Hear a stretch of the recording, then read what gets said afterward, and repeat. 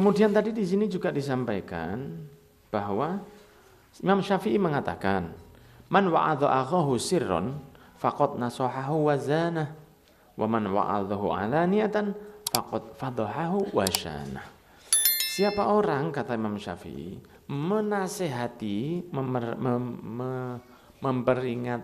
memperingatkan saudaranya di dalam sendiri, jadi tidak di depan orang, dipanggil, Mas, saya bisa minta waktu 5 menit sama jenengan. Ya, Mas, jenengan kalau buang air besar jangan di sebelah jalan.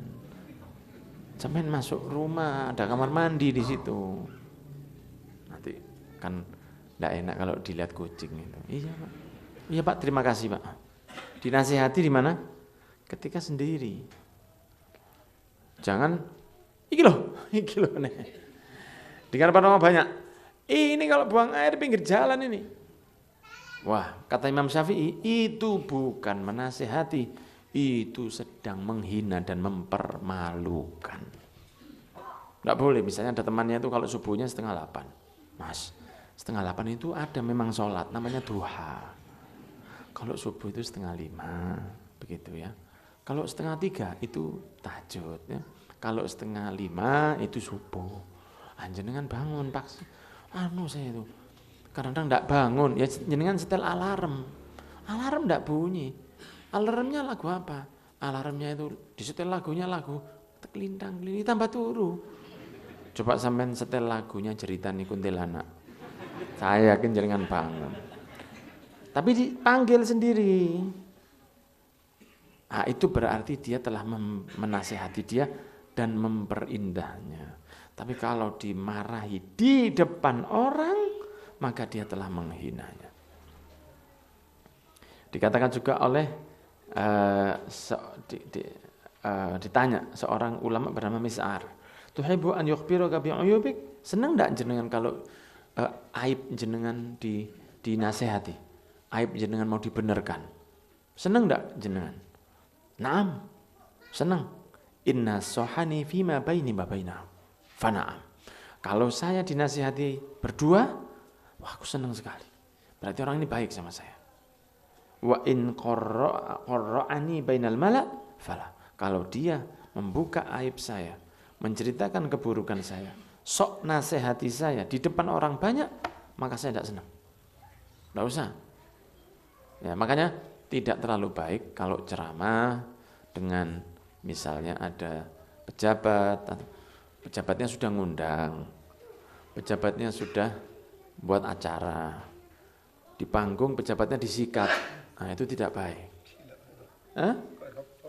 Iya, jangan, tidak usah. Nanti waktu masuk di dalam kan ramah-tamah pasti. Nah itu nanti dikasih tahu, Pak, saya cuman pesen sama jenengan, yang amanat Pak, nanti jenengan yang tanggung jawab di akhirat. Terus kemudian kalau ada rakyat yang bisa jenengan bantu Pak, nanti jenengan seneng di akhirat. Wis. Tapi kalau disikat di depan jamaah, tidak gampang berubah. Karena bayangno, dia dengan segala niatnya, seorang pejabat tadi. Pejabat tadi dengan segala niatnya, dia mau kampanye, dia mau apa, dia mau apalagi kalau sudah jadi dia berarti bukan kampanye. Dia mau sok golek rai lah, dia mau apa. Dia mau merendah, maksudnya itu dia mau menjadi orang awam untuk menjadikan si ustadz tadi ini punya panggung. Walaupun dia dengan niatnya aja, biar dia punya niat, kita punya niat. Biar. Tapi jangan disikat di panggung. Antum ini Pak. Antum ini. Nggak bisa. Kalau misalnya nyinggung tipis-tipis, boleh. Misalnya begini, jalannya bolong-bolong. Alhamdulillah, pada saat ini kita bertemu bersama Bapak Bupati atau Bapak Gubernur. Insya Allah Bapak Bupati ini adalah yang dijadikan oleh Allah sebagai wasilah untuk memperbaiki jalan di kota kita yang sedang bolong. Amin. Dia tidak tersinggung, sedikit ya. Tapi kan tidak kasar begitu. Insya Allah beliau jadi wasilah dari Allah supaya memperbaiki jalan-jalan yang lancar. Semoga Bapak nanti masuk surga sak bulldozer. Itu akan begitu. Tapi kalau disikat di panggung, nanti mereka tidak mau lagi pengajian. Nanti mereka tidak mau lagi, pikirnya mereka pola, aku ngundang disikat. Kalau saya ngundang, saya disikat. Saya tidak ngundang, katanya menjauh. Jangan, tidak usah disikat. Dulu pernah Habib Umar bin Hafid, ada acara di Jakarta, waktu itu lama kan Habib Umar ke Jakarta kan sering, hampir tiap tahun. Itu ada salah satu gubernur Jakarta datang. Bukan yang sekarang, yang lama, yang dulu. Waktu duduk di Monas, tahu-tahu dadak teko, kan begitu. Kalau pengajian tahu-tahu datang, jangan kaget. Kalau kita tahu-tahu datang rapat tahunan di kantor pemerintahan, ya diusir jenengan. Ayo misalnya, Ustadz moro-moro teko rapat, moro-moro teko lu nggone ngarep. Mau apa Ustadz? Mau hadir rapat, ya diusir. Tapi kalau pejabat tahu-tahu datang, wis coro nih. Isor meja ono ulane njok gelo ya wis carane. Datang. Pejabatnya datang, gubernur. Ada yang bisi Habib Umar. Habib, ya apa ini Habib? Ada gubernur datang. Ini juga dia mau niat untuk memperpanjang masanya dengan hadir ke majelis Rasulullah ini. Waktu itu Habib Umar masih hidup, ya lama sekali.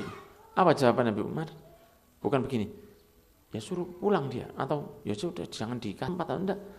Lana niat, walahu niat. Saya punya niat, dia punya niat. Terus dewe-dewe. Ya aku dengan niat saya. Ya dia biar dengan niatnya. Kalau dia mau menjadikan majelis ini untuk kebaikan, ya dia dapat baik.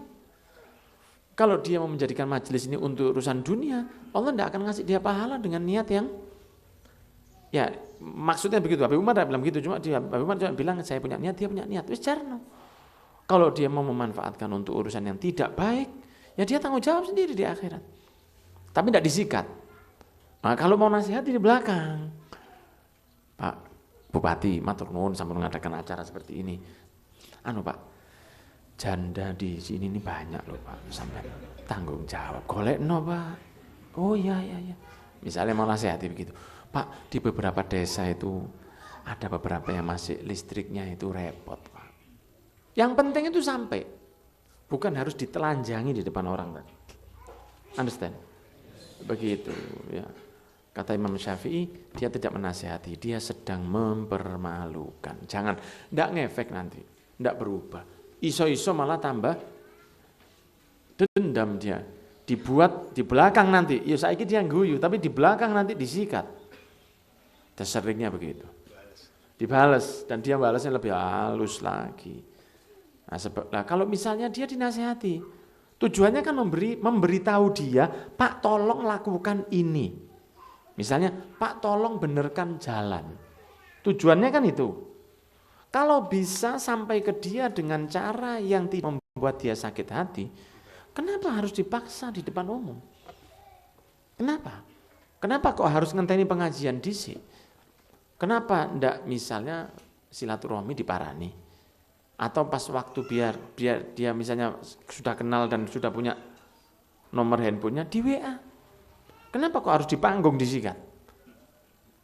Tidak akan, sudah yang sesuatu yang tidak begitu, sesuatu yang tidak sesuai dengan syariat, akan jadi seperti bom waktu. Akan ada satu waktu meledaknya dan itu malah membawa, bisa jadi membawa mudarat. Jadi kan kita paham tak? Gitu ya, tidak usah. Nah, dinasihati di belakang. Ya, Pak tolong ini. Oh dia tidak dengar, dia tidak mau, dia pancet, iya tapi tidak bisa begitu. Sudah, tugas jenengan sudah selesai. Dia sudah dengar, cukup.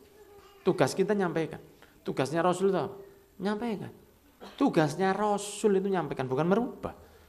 Wa ma 'alar rasuli illal balagh, dan tidaklah tugasnya Rasul itu kecuali menyampaikan, bukan merubah. Yang merubah itu Allah. Bisa sampai sudah dengar. Sudah jelas, dengan cara yang baik.